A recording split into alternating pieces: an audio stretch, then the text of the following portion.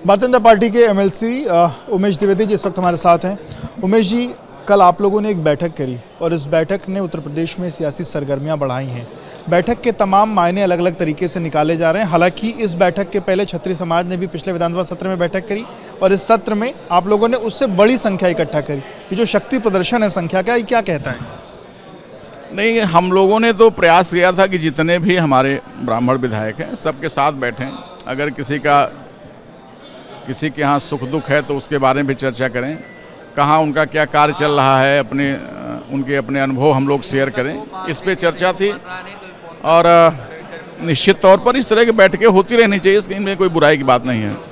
ब्राह्मण समाज को एकजुट करने का जो बीड़ा आप लोगों ने उठाया है, इसके पीछे का तर्क क्या है? बौद्धिक वर्ग है तो हमेशा बैठता रहा है एक साथ। भाई, देवता का निमंत्रण होता है तो एक दूसरे को हाथ से खिला देते हैं, राक्षसों को होता है तो वो दूसरे पे कीचड़ फेंकने वाले होते हैं। तो हम लोग तो सब समरसता वाले हैं, बैठते रहते हैं। इस बार थोड़ा संख्या ज़्यादा थी तो थोड़ा मीडियम भी आगे, नहीं तो इसके पहले भी एक दो बार हम लोग बैठे हैं तो उस मीडियम बात नहीं है, तो कहीं कोई चर्चा नहीं हुई। और आगे भी हम लोग एजेंडा है कि हर महीने 2 महीने में हम लोग बैठते रहेंगे। तो ये जो समरसता जो आप लोगों ने बैठ करके की, इसमें मुद्दे क्या रहे?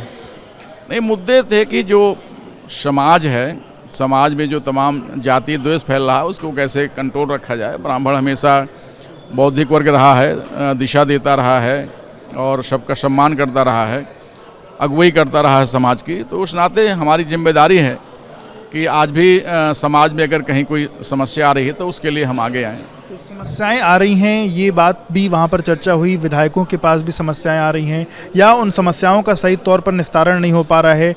जो लोग अधिकारी कर्मचारी हैं वो सही से सुनवाई नहीं कर रहे हैं, क्या ये ऐसे विषय भी उठाए गए?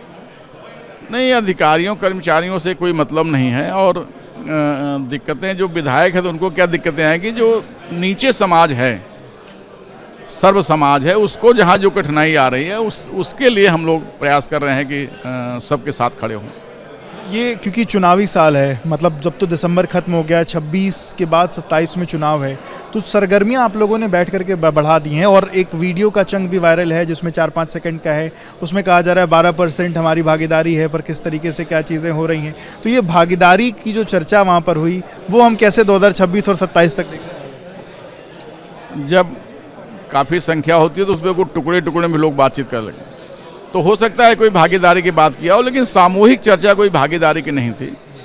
भागीदारी से मुझे लगता है ज़्यादा ही आपके जनप्रतिनिधि भी हैं, विधायक हैं, और सम्मान भी मिल रहा है। ऐसा नहीं है कि समाज हमेशा सम्मान दिया है, आदिकाल से लेकर आज तक ब्राह्मणों को सम्मान मिलता रहा है, तो वो सम्मान जैसी कोई बात नहीं है। क्षत्रियों के बाद शक्ति प्रदर्शन ये माना जाए? नहीं, शक्ति प्रदर्शन का है कि भाई, तो शक्ति है, ये लिखा पढ़े में कि हाँ इतने विधायक है तो उसमें अलग शक्ति प्रदर्शन की कोई आवश्यकता तो है नहीं। आगे और लोगों को जोड़ेंगे?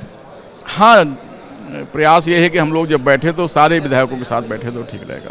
मतलब अगली बार 52 संख्या होगी, मान लें? 52 होगी। और भूमिहारों को भी जोड़ेंगे क्योंकि इस बार भी एक भूमि तो ब्राह्मण ही है भाई, उसको आप अलग कहे कर रहे हैं।